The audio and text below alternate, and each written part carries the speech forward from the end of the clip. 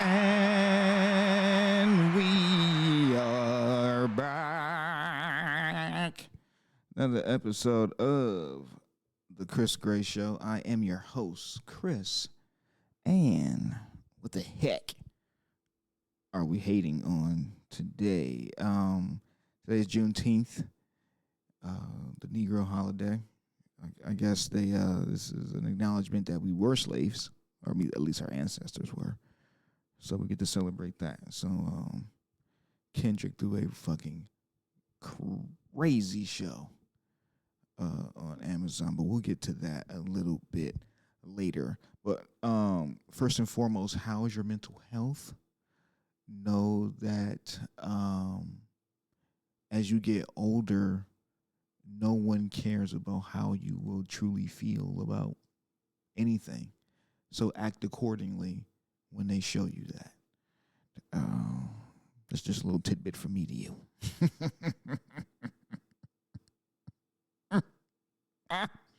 Anyway, we have this fucking, who is these bozos?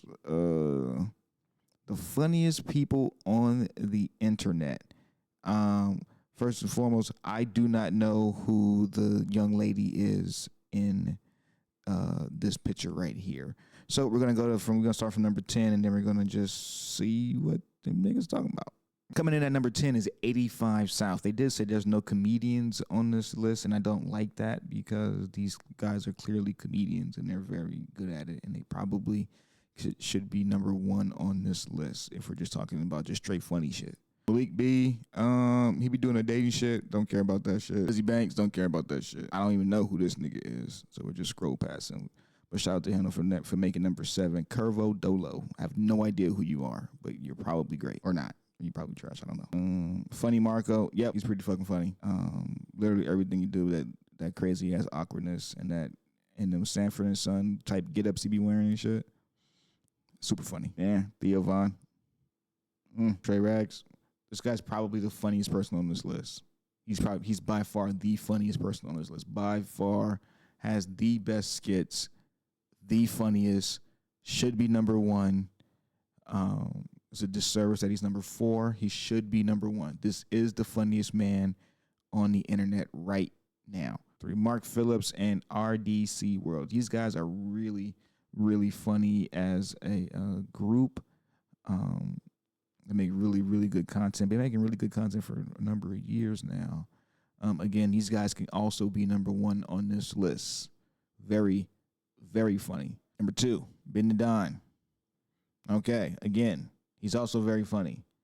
The rumor is, well, the Twitter talk is that he's only funny because he has celebrities in his clips. So, use what you got, nigga.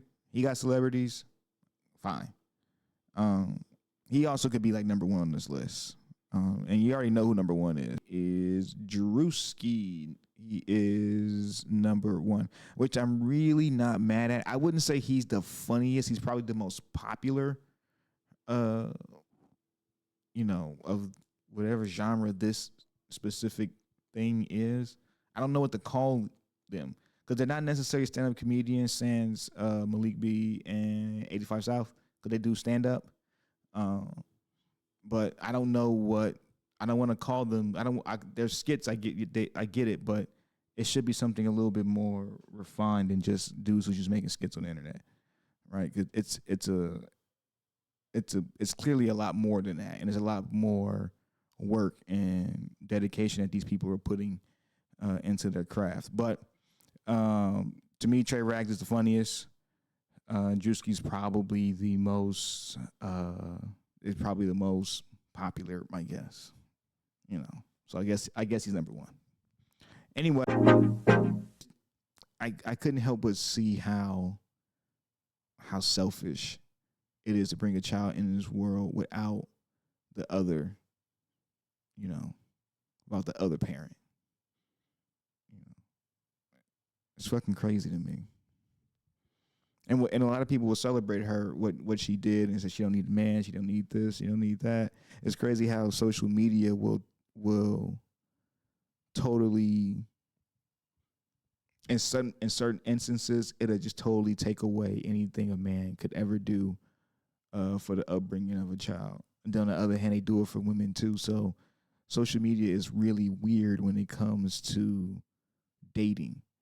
Like when everybody has an opinion about relationships will have to be perfect in order to satisfy everyone. And the reason why it's not like that is the same reason why we gonna have different perspectives on dating, because it's all different, right? It'll never be the same. So we'll always be at odds with that shit, and it's nasty to me. That's nasty to me. So yeah, Ebony K Williams is kind of nasty to me, but I celebrate her. I mean, I salute her independence and taking matters into her own hand. But not that child growing up knowing that her father just donated sperm is troublesome to me, right? Especially if you grew up without your father, right? Me and my dad reconnected later on in my life, right? But you see through like your friends and all that stuff. I have a good friend who's really close with his father, right? And you see what type of relationship that you can have with your kids as a man as they grow up and stuff like that. And to totally just say, you know what, no, that I'm all you need. I can teach you this. I can teach you that. Like, mm-mm.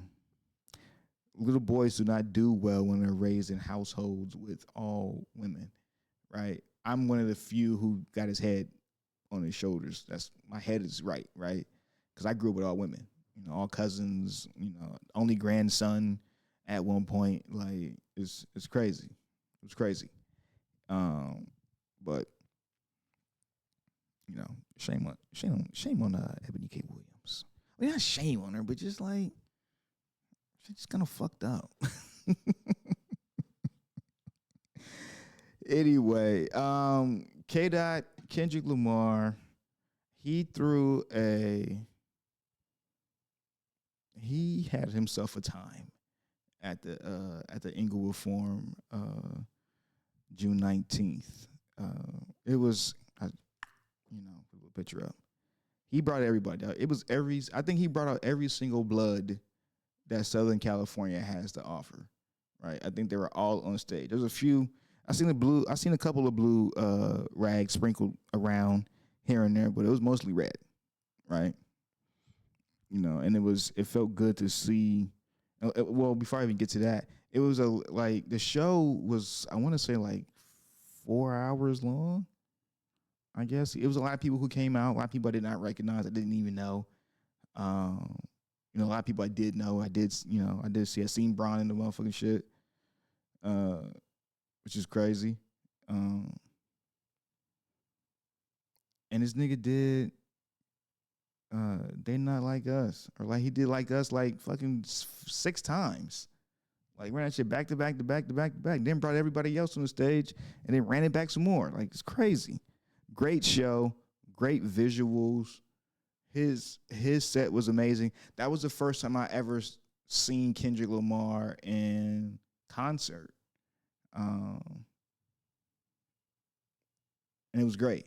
It was great. It's the reason why that's what that is. Me being from the same, him being from the same area as me. I'm older than him, so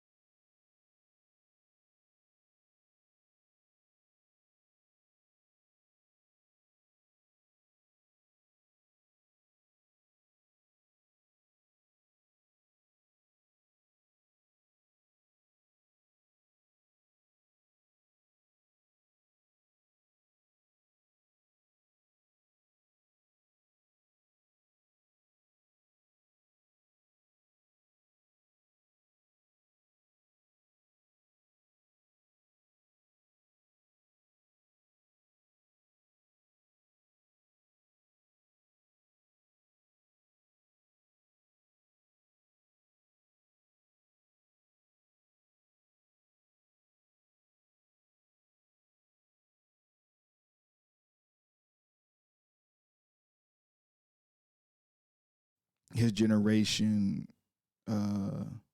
he was more for like the younger, like people who are a little bit younger than me. So I never really was on the Kendrick train. The only thing I cared about was, can he rap, right? Because you can be from the city and do whatever music you want, but can you actually rap? And once I understood and found out that he can rap, I just admired from afar, right? I understand the artistry a little bit, especially after this battle shit. I understand him a little bit more as an artist, and I can appreciate him as an artist and a performer too. After what we just saw on the Amazon thing, right? Very, very. He put on a crazy show. Brought everybody out. Tyler was out.